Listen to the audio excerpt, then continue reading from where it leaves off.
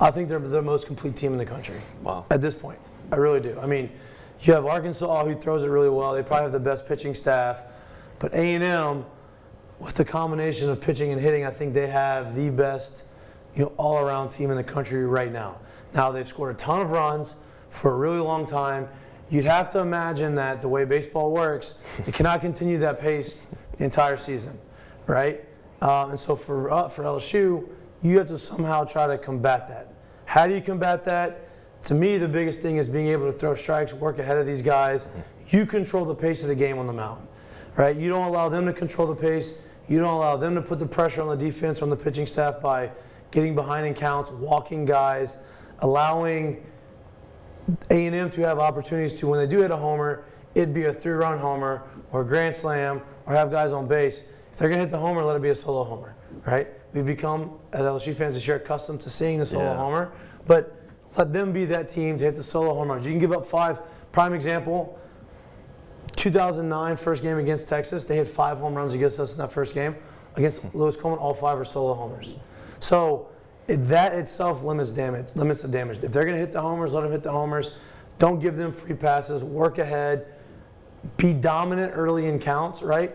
Be the aggressor, don't let them be the aggressor. And so, for me, you can't worry about them hitting homers or scoring runs.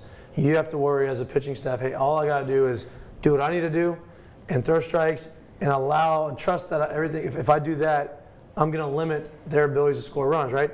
And you mentioned Gage Jump, and I'm glad you did, because Gage, he came in very highly touted, transferred in from UCLA, was a very talented guy when he went there, very talented in the portal, coming off Tommy John. Yeah. This was his first year back, so you had to give him some time to kind of figure it out. And earlier in the year, his issue was being a little bit erratic, walking guys, getting behind in counts, and all of that comes with just not having a lot of reps on the mound over the last year. Now that he's gotten that over the last couple of weeks, you've seen what he can do. It's 14 straight scoreless innings, 1 walk in the last 2 weekends, and he has not given up a run in either one of those weeks. And so I think he has moved himself. He's obviously been the Friday guy for a few weeks, but I think he's put himself in that ace category, which now you really have 2 of them, right? Because Holman has thrown really well. He's got the ability to go deep in games and do the things he needs to do. And so I think with Gage Jump and Luke Holman and the way the bullpen has kind of picked it up over the last couple weeks, I think LSU's put themselves in a pretty good position to try to limit the runs that they give up this weekend against A&M. So that first inning for Gage Jump, and you're looking at just first pitches, because you see a lot of the runs scored either really early or really late. So that first inning is going to be crucial. Talk to me about what you want to see from Gage Jump. His game is on right here with those first pitches. I want him to be able to obviously throw strikes early in counts, but I want him to be able to locate those strikes, right? Throwing a strike middle is different than, hey, this pitch is supposed to be down and away, throwing it down and away, throwing strikes, right?